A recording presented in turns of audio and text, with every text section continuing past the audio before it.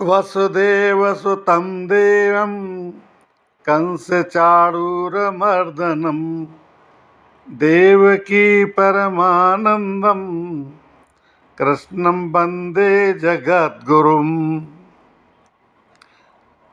सम्माननीय गीता साधक बंधु, राधे राधे, जय श्री कृष्णा। कल के 9वें श्लोक के विवेचन में कौरव पक्ष के विभिन्न महारथियों का वर्णन करने पर भी जब गुरु द्रोणाचार्य ने कोई जवाब नहीं दिया तो दुर्योधन समझ गए कि मेरी चालाकी के कारण जवाब नहीं दे पा रहे हैं। इसलिए दुर्योधन के मन में विचार आता है और संजय अब आगे के श्लोक में उस जवाब को यहाँ पर बताते हैं। आज के 10वें श्लोक में 10वां श्लोक है, अपर्याप्तं तदस्माकं बलं भीष्माभिरक्षितं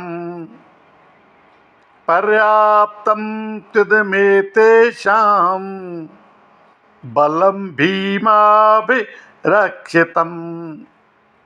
तो यहाँ पर अपर्याप्तम तदस्माकं बलम, उनके बल के सामने, तद यानी वह, अस्माकम हमारा जो बल है, अपर्याप्तम अपर्याप्त है। किनके बल के सामने? भीष्माभिरक्षितम,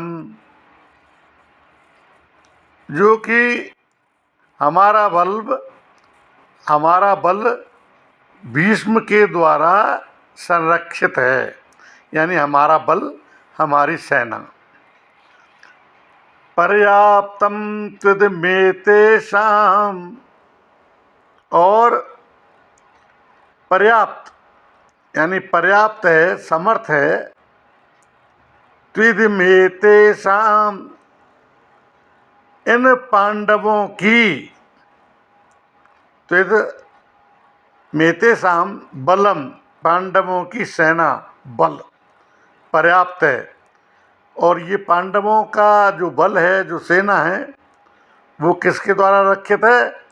भीमाभिरक्षितम, भीम के द्वारा रक्षित है।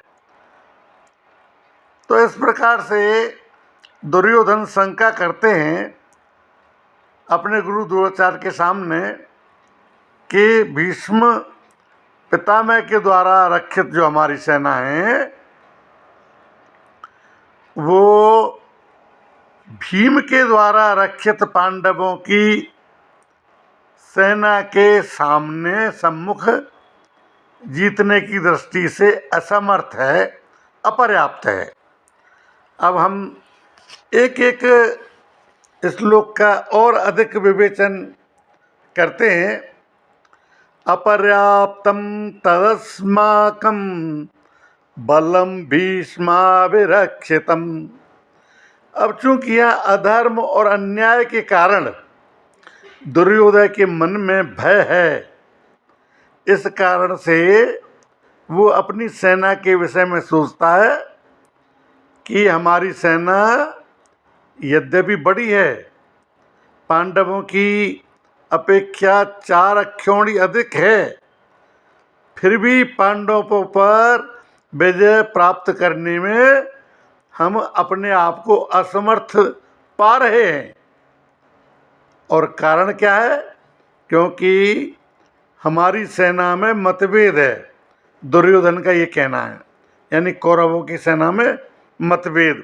और वो कैसे है कि उसमें इतनी एकता, संगठन, निर्भयता, निसंकोचता नहीं है जितनी कि पांडवों की सेना में है। हमारी सेना के मुख्य संरक्षक, यानी कौरवों की सेना के मुख्य संरक्षक कौन है? पितामह भीष्म। ये उभय पक्षपाती हैं, अर्थात उनके भीतर कौरव और पांडव दोनों ही सेनाओं का पक्ष है, दोनों के प्रति समभाव रखते हैं। वो कृष्ण के बड़े भक्त हैं और कृष्ण किसके पक्ष में है? पांडवों के पक्ष में है। उनके हृदय में युधिष्ठिर का बड़ा आदर है, अर्जुन पर भी उनका बड़ा स्नेह है, इसलिए वो हमारे पक्ष में रहते हुए भी भीतर से पांडवों का भला चाहते हैं। वे ही भीष्म हमारी सेना के मुख्य सेनापति हैं। ऐसी दशा में हमारी सेना पांडवों के मुकाबले में कैसे समर्थ हो सकती है? नहीं हो सकती है। ऐसा संशय दुर्योधन ने अपने गुरु द्रोणाचार्य के सम्मुख किया है। अगला है पर्याप्तम त्वति मेतेषां बलम भीमा विरक्षितम।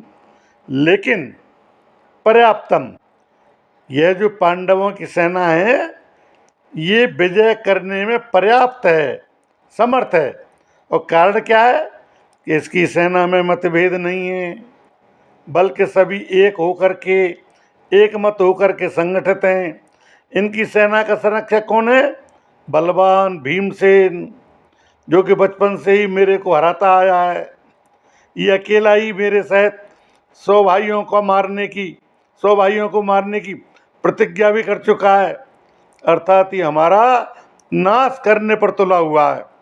इसका शरीर वज्र के समान मजबूत है। किसका? भीम का। इसको मैंने जहर पिलाया था, वो नहीं मर पाया। ऐसा ये भीमसेन पांडवों की सेना का संरक्षक है, इसलिए ये सेना वास्तव में समर्थ है, पूर्ण है। अब यहाँ पर एक शंका हो सकती है कि दुर्योधन ने अपनी सेना के संरक्षक के लिए भीष्म जी का नाम लिया, जो कि सेनापति के पद पर नियुक्त हैं, परंतु पांडव सेना के संरक्षक के लिए भीमसेन का नाम लिया, जो कि सेनापति है भी नहीं। इसका समाधान ये है कि दुर्योधन इस समय सेनापतियों की बात नहीं सोच रहा है, तो क्या सोच रहा है? ये दोनों सेनाओं की शक्ति के विषय में सोच रहा है कि किस सेना की शक्ति अधिक है। और दुर्योधन पर शुरू से ही भीमसेन की शक्ति का, उसकी बलवत्ता का बहुत अधिक प्रभाव पड़ा हुआ था, इसलिए वो पांडव सेना के संरक्षक के लिए भीमसेन का ही नाम लेता है।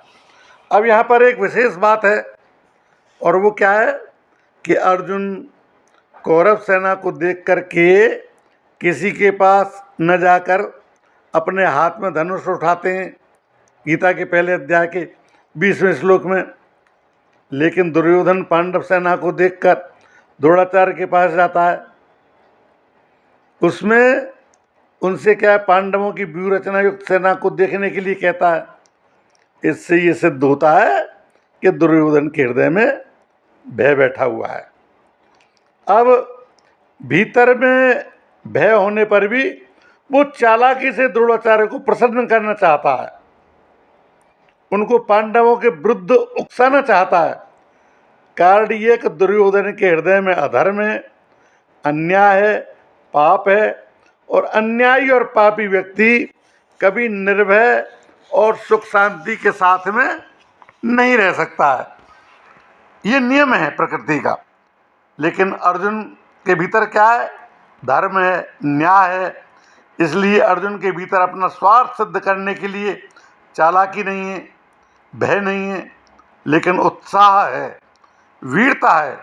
तभी तो वो वीरता में आकर सेना का निरीक्षण करने के लिए भगवान को आज्ञा देते हैं कि हे अच्युत, दोनों सेनाओं के बीच में मेरे रथ को खड़ा कर दीजिए। ये पहले अध्याय के 21वें श्लोक में है। इसका तात्पर्य है कि जिसके भीतर नाशवान धन संपत्ति आदि का आश्रय होता है, उसका जो आदर होता है नाशवान संपत्ति का, जिसके भीतर अधर्म होता है, अन्याय होता है, दुर्भाव होता है, उसके भीतर वास्तविक बल नहीं होता है, भीतर से वो खोखला होता है और वो कभी निर्भय नहीं हो सकता है, निर्भय। लेकिन जिसके भीतर अपने धर्म का पालन करने का जज्बा होता है, भगवान का आश्रय होता है, वो कभी भयभीत नहीं होता है, उसका बल सच्चा होता है, बल सच्चा होता है, वो सदा निश्चिंत और निर्भय रहता है। अतः अपना कल्याण चाहने वाले साधकों को क्या करना चाहिए? अधर्म, अन्याय